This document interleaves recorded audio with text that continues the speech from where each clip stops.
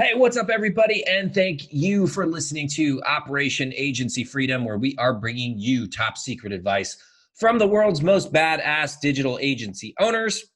These amazing men and women are sharing their stories of how they have built 6, 7, and 8-figure digital agencies and how you can too. My name is Chris Martinez. I am the CEO of Dude, where we help digital agencies by giving them the people and the processes so they can take on more projects and scale profitably. Today, I am joined by Tom Zoebelein. Did I say that right, John? You did. You got Zoebelein, yes. I practiced it for like all of 30 seconds before we got started. He is the owner of Stratosphere Studio. Welcome to the show, Tom. Thanks for having me. Good, man. I'm so glad that you're able to join us today. And so we are going to talk about, for our roundtable discussion, a topic that I know nothing about, and that is restoring cars, which is pretty cool because you know, your agency is also like in that niche too.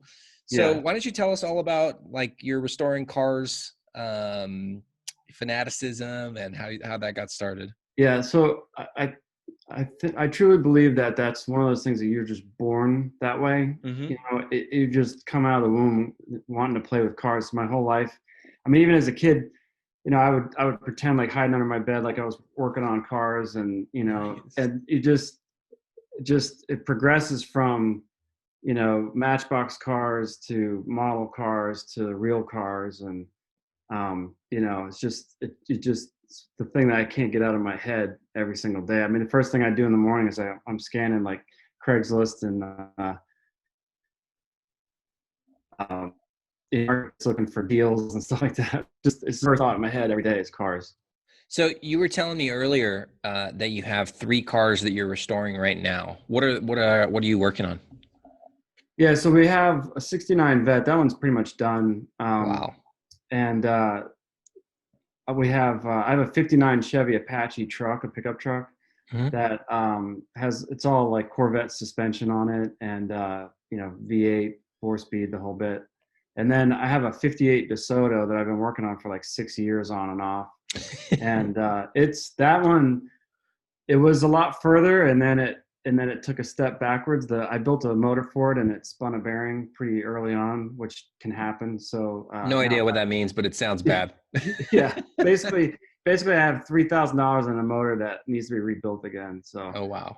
yeah, so I had to pull that out, and it's just kind of been on hold for a little bit. I have another motor to go in it. I just haven't gotten around to that part yet. So Now, when you were growing up, did your family also, were they car people, like, or was this something you just kind of picked up on your own? yeah, like I said, you're just born with it. So no, they had no interest in it. It was just my own pursuit of passion. Learning about cars, drawing cars. Riding my bike to junkyards when I was 14 years old, 13 years old. Yeah. Yeah, they had no. My dad was a CPA. He had no interest in working on cars at all.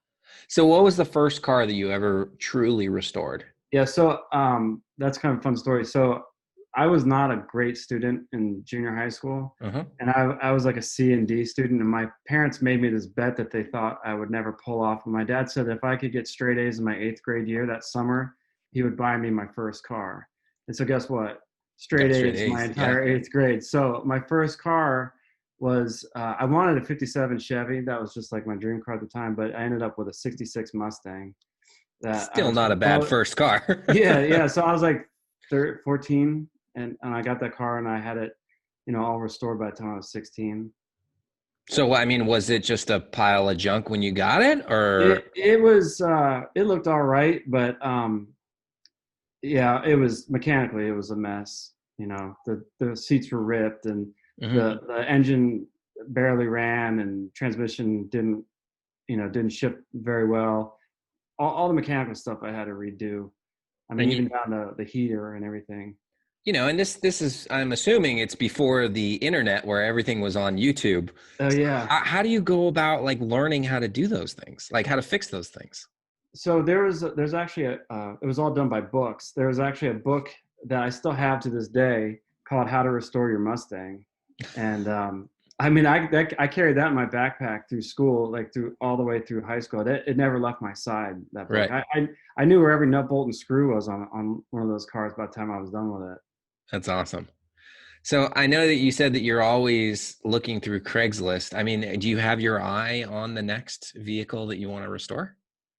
Yeah, I think my next one's gonna be a Model A coupe. Like a hot rod coupe. Like when you picture like a '50s hot rod, Yeah, fenderless, absolutely. hood on it.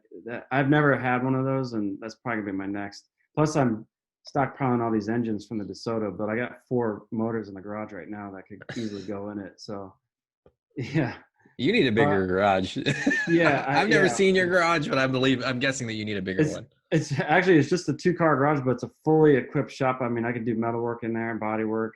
I do everything, mechanical, body work, the whole bit. I do everything but paint them in there. Although I do prime them in the garage, but because we work with collision repair shops, always have somebody that's willing to let me take one Yeah, of their that's tubes and perfect. paint it. Yeah. All right. So last question about this, and then I want to get talking about the agency.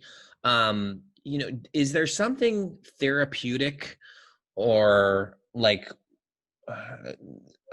does it help you be creative when you're restoring cars, or like on a more cerebral level, what does the car restoration do for you?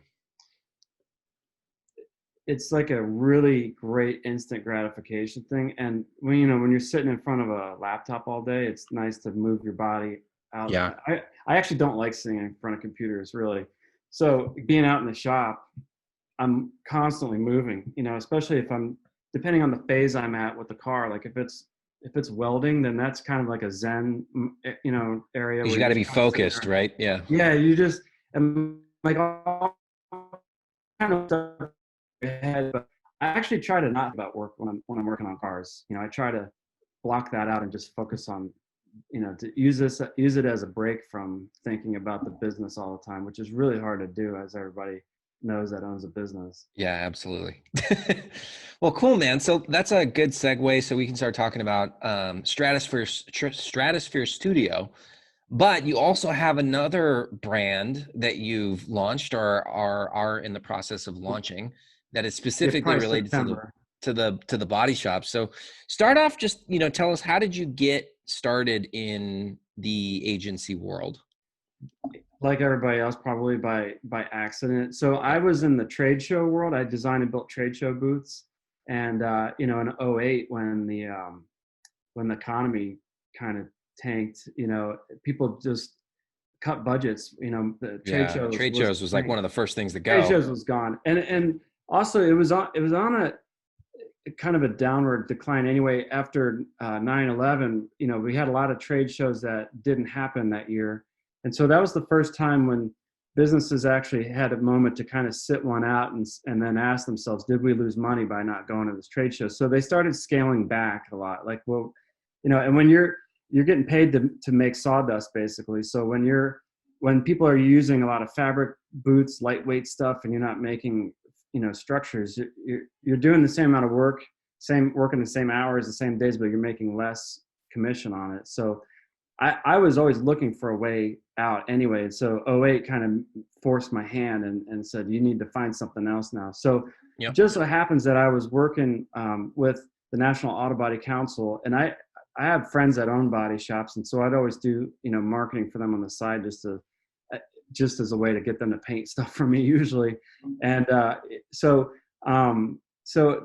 I had a friend that took me to the National Auto Body Council, and I did their booth as a volunteer. And I just had a couple guys pull me aside and said that you should consider doing this, helping shops with their marketing, because they don't know what they're doing, and that was kind of the genesis of that. So I started kind of studying digital marketing and figure out, how do I take 15, 20 years of experiential marketing and Hmm. turn it into a digital thing. And so, of course, around that time too, is when digital marketing was coming, into, everybody was messing around with it. I was an early HubSpot guy, Yeah. did the HubSpot thing. Then I found this guy, Marcus Sheridan. I don't know if you guys are familiar with him, but he did this "they ask, you answer" kind of thing. So we started creating content that was, you know, taking what I knew, which was how to fix cars, and just posting it as a question answer type thing and through blogging, and it just kind of took off from there. That's awesome. So just going back to your early roots, who were some of the people that you were studying to learn about digital marketing? Yeah, I mean, I took every early HubSpot webinar that they had. So I would work during the day and watch that stuff at night. And then it just kind of, like I said, around '08, it just sort of advanced for me. Actually, it was 2010. 2010 is when all of a sudden I had to make a choice. So basically what happened was the company I was working for, they closed the division. They closed the trade show division. They did 4 different things, and the trade show division was just the one that was bleeding cash. So they sent everyone, packing. So I had no choice but to start this agency. But yeah, it was Marcus Sheridan early on, and he's a local guy here. Okay. He's in Virginia. So he used to give these like dinner talks, and so you could just it was part of like the local HubSpot group or whatever. And so I would just go there and meet with him and talk a lot of stuff with him and just applied what he taught to digital marketing. And it carried us for a while. I mean, we built the business based off that they ask you answer concept. That's great, man. I kind of had a similar start with my agency too, because I started a print magazine in 2007, and I lost everything within a year doing that. And then I got introduced to Dan Kennedy, if you know GK, if you remember Glazer Kennedy Insider Circle, and direct response marketing and that sort of stuff. That introduced me then to Russell Brunson, who I'm sure you know from ClickFunnels. He had a coaching program way back in the late 2000s, early 2010s. And so I joined his coaching program, and that's really where I kind of got my feet wet with digital marketing and driving traffic and that sort of stuff. And then like you, I was working for online advertising. I was the online ad sales manager for 2 newspapers in LA. And they called me into the office one day and said, "Hey, we got to cut budget. You're gone." I was like, this is the perfect sign that I need to go with my agency full time. And the rest is kind of history. Yeah. It's funny how that works, man. Yeah. So walk us through then your first, few years of running the agency up to like this point. Yeah. So we did not niche down at the time. I mean, when you're forced to have to go make a living, doing this, you just take what you can get. So we did some website stuff for some body shops. But it's funny, it was just friends sending me work. So I had a friend that worked for a woman's fashion brand. And so we did a lot of video stuff for them. I had another couple of friends that worked for a couple of drug and alcohol rehab centers around here. So I did their branding and websites and video and stuff like that. I did a lot of video in the early days. That kept it going. And then I started getting more and more body shops. So like during that time, I was pitching digital marketing or inbound marketing to body shops, which they just didn't get. But the more shops I had and the more I could show, that it actually brought customers in the door because of the they ask you answer method. And I could tie it back. Like probably one of the best things that we ever did was I realized early on that you got to show those guys the money. So what I would do is I would tie back revenue to leads. So if somebody filled out a lead form, I would go into their estimating system at the end of the month and I would tally up how many of those leads became sales. And so when I started putting dollar figures to monthly spend with me and showing 200, 300, 500 ROI, it got easier to get other shops. But what actually really kind of forced it was I had a friend that was that owned an agency and sold it, and he was just kind of like a man without a country for a while.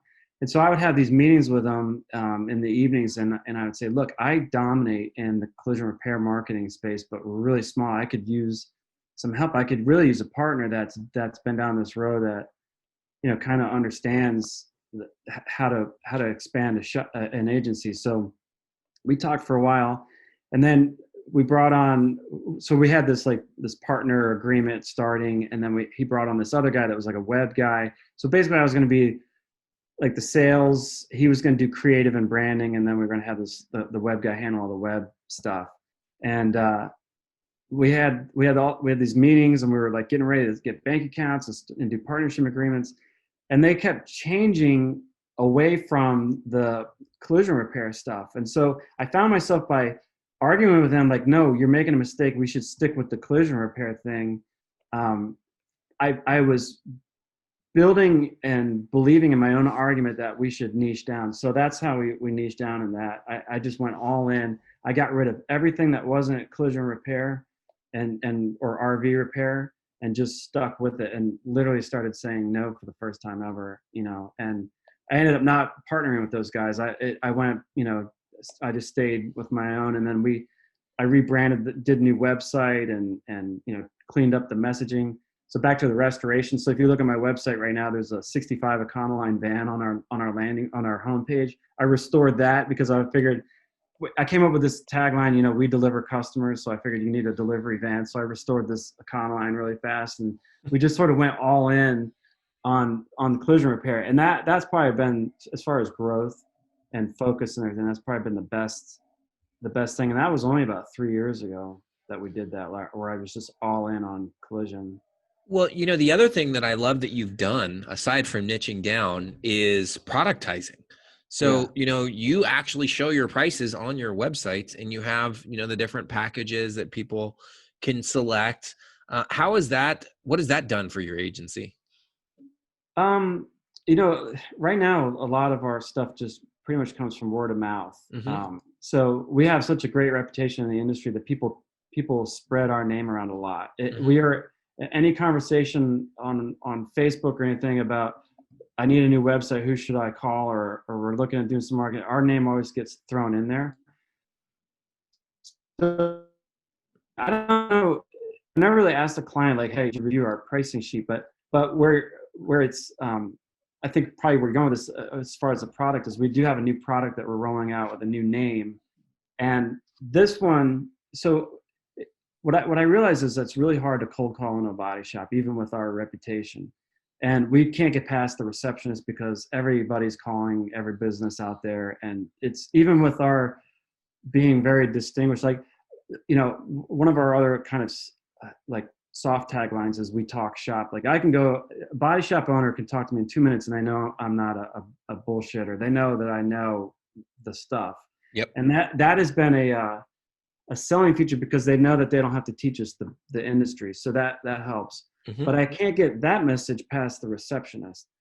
So what we're decided to do is add a couple of services that I've been wanting to do, and then sell it not as another agency, but as a system. So we're selling under Capture the Keys as I'm not even calling it marketing. I'm just saying it's a client acquisition system. Mm-hmm.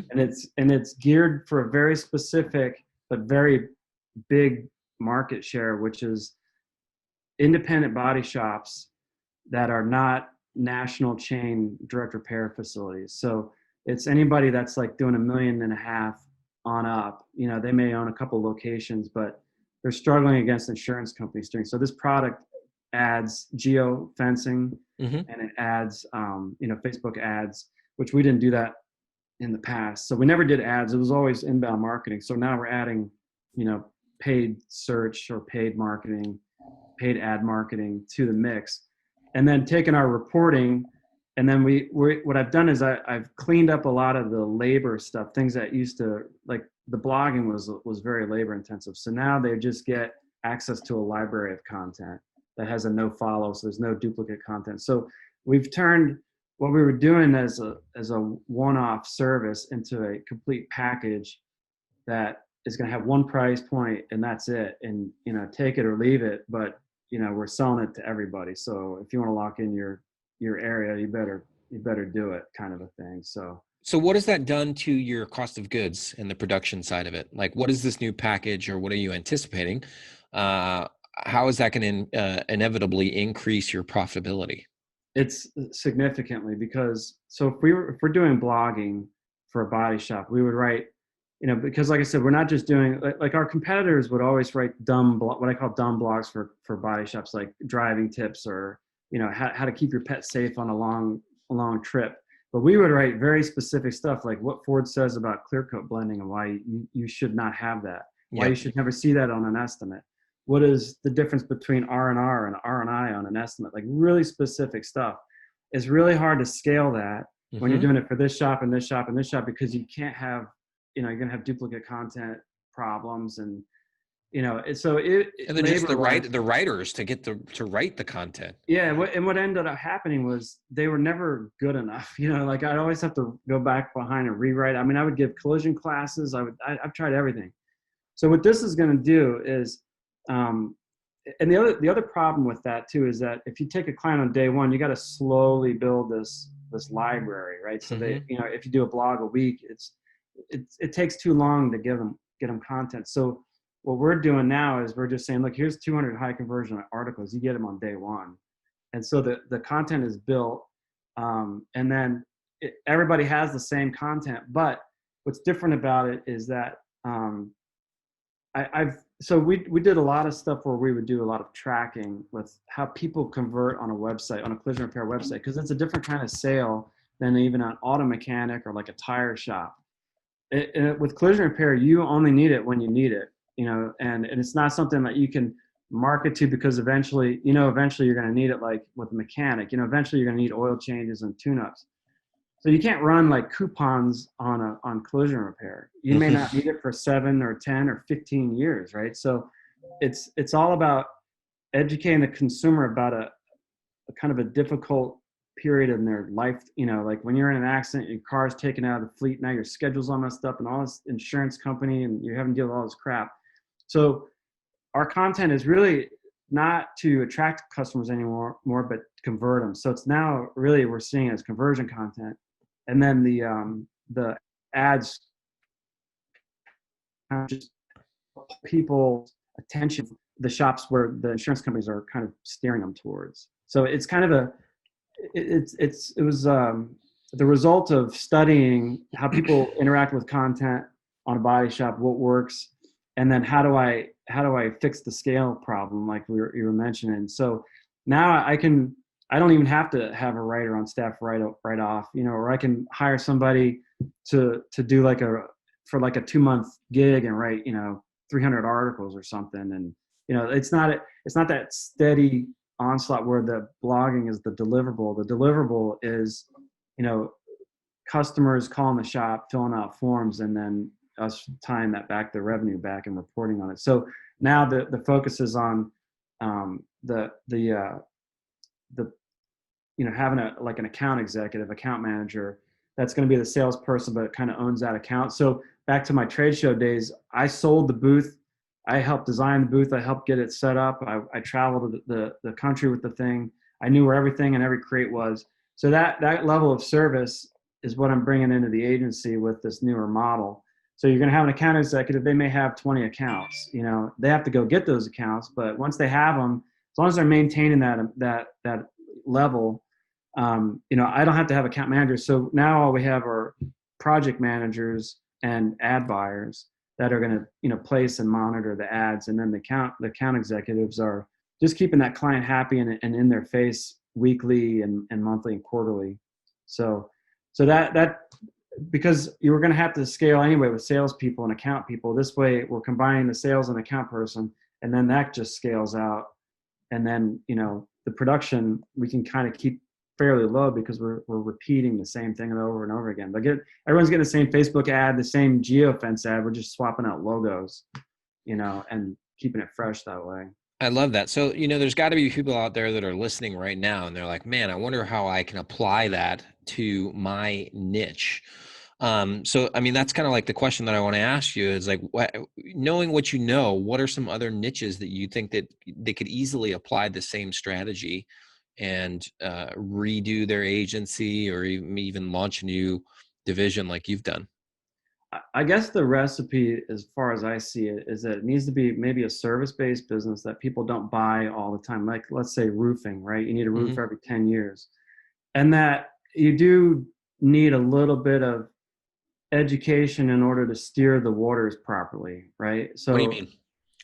like with collision repair, you can buy bad repair and not know it. So in order to, so with the way that our customers sell themselves is by being an advocate. I mean, literally some of the shops we work with, they help customers sue their own insurance companies. They put together documentation to help them sue for a bad faith lawsuits. Happens all the time. I don't know if that would happen in like roofing, but I'm just trying to think on the fly here. Anybody that where an information component is key to the sale, so that's where the blogging content can kind of help. Because what we're doing is we've taken blogging and sort of turned it on its ear. I don't even like calling it a blog. It's basically an information article. Some of them are very short, they're 300 words or less. But I do create a video with it too, because I think that people are more inclined to watch a quick video about a kind of a complex topic than they are to read a blog post, So just like for body shops, even if nobody reads all those articles, if they just see that we've, so on our websites, we've kind of reconfigured how it's not under a tab called blog. It's a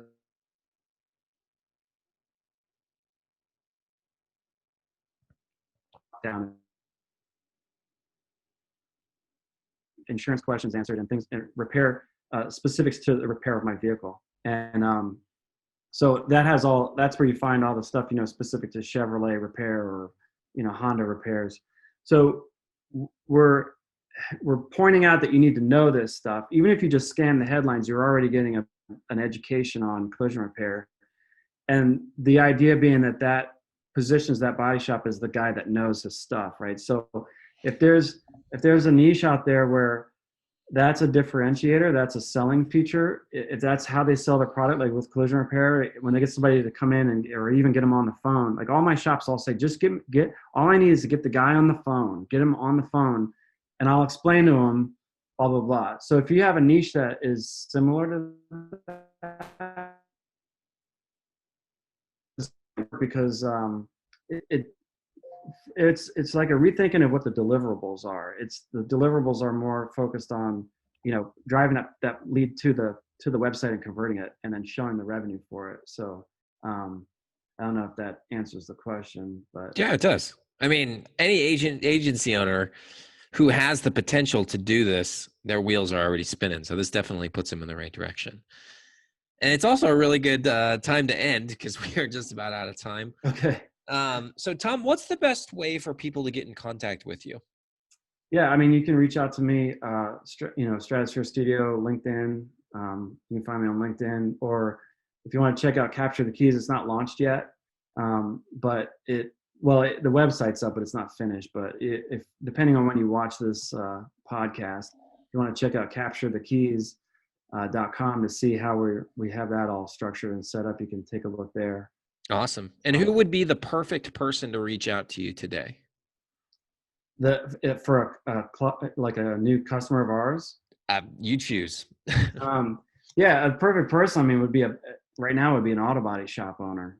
Somebody that's fighting against the Calibers of the world and the big DRP body shop chains and hasn't been successful.